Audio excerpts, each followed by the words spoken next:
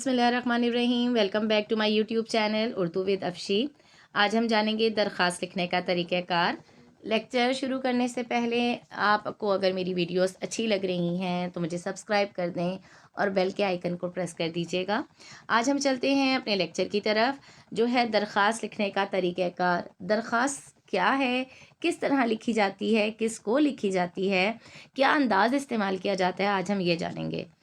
दरख्वास्त एक इल्तिजा है जिसमें हम मुखातिब करते हैं उस पर्सन को जिसको हम लिख रहे हैं। मिसाल के तौर पर अगर हम किसी को दरख्वास्त लिखते हैं तो पहली सतर में, अपने सफ़े की बिल्कुल पहली सतर में उसका मकाम, उसका मर्तबा, उसका ओहदा दर्ज किया जाता है। जिस भी ऑफिसर को लिखी जा रही है या जिस भी महकमे को लिखी जा रही है।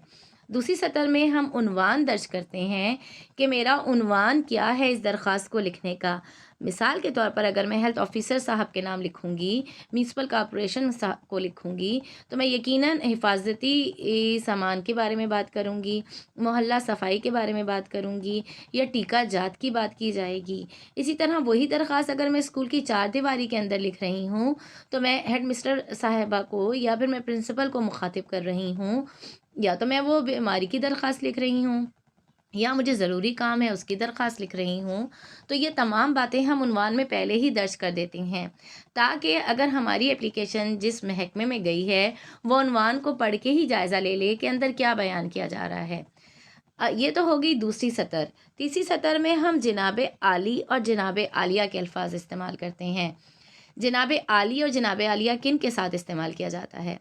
अगर हम दरख्वास्त लिख रहे हैं फ़ीमेल पर्सन को तो उसके लिए हम जनाब आलिया इस्तेमाल करेंगे, और वही दरख्वास्त अगर हम मेल पर्सन को लिख रहे हैं, जिसको दरख्वास्त लिखी जा रही है वो आदमी है, तो हम जनाब आली के अल्फाज इस्तेमाल करेंगे। पहली सतर में मुखातिब किया जाएगा, दूसरी सतर में उन्वान आएगा, तीसरी सतर में जनाब आली जनाब आलिया आएगा। चौथी सतर में हम जाएंगे मुदबाना गुजारिश की तरफ। मुदबाना गुजारिश है या नहायत अदब से गुजारिश है, मेरा ये मसला है, मैं इस मसले से दरपेश हूँ, मुझे इससे छुटकारा चाहिए। वो तमाम मकसद जो मेरा दरख्वास्त को लिखने का था, वो मेरा मुद्दा जो दरख्वास्त को लिखने का था, वो तीसरी लाइन से हम कलम बंद करना शुरू कर देंगे। और कोशिश कीजिएगा कि अगर ज़्यादा लंबी दरख्वास्त है हमारी तो उसे एक पैराग्राफ के अंदर समराइज़ कर लिया जाए। अपना मकसद, अपना मुद्दा एक पैराग्राफ के अंदर समराइज़ करके लिख दिया जाए। उसके बाद एक और पैराग्राफ स्टार्ट किया जाए। जब हम एक और पैराग्राफ शुरू करें तो उसमें नहायत, क्योंकि वो इख्तितामिया होगा, तो उसमें नहायत अदब व एहतराम के साथ अल आरिस के अल्फाज इस्तेमाल किए जाएँ, दरख्वास्त गुजार के अल्फाज इस्तेमाल किए जाएँ, अर्स गुजार के अल्फाज इस्तेमाल किए जाएँ, और साथ में ये कह दिया जाए कि अगर आप मेरी दरख्वास्त को कबूल नहीं भी कर रहे, आप मेरी किसी भी वजूहात पर आप मेरी दरख्वास्त को कबूल नहीं भी करते, तो मेरे लिए आपका हर अमल काबिल कबूल है, मेरे लिए आपका हर अमल काबिल एहतराम है। पहली तो ये कोशिश है कि आप मेरी दरख्वास्त को कबूल कर लें।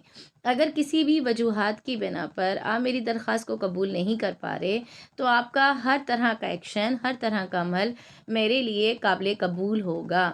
इसके बाद हम अपनी दरख्वास्त को इख्तिताम पज़ीर कर देते हैं।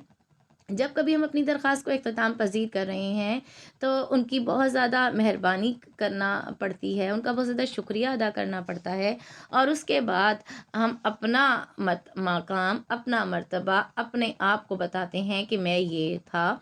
अगर स्कूल को लिखा है तो मैं इस क्लास में पढ़ता हूँ, ये मेरी जमात है और ये मैंने इस दिन दरख्वास्त लिखी है।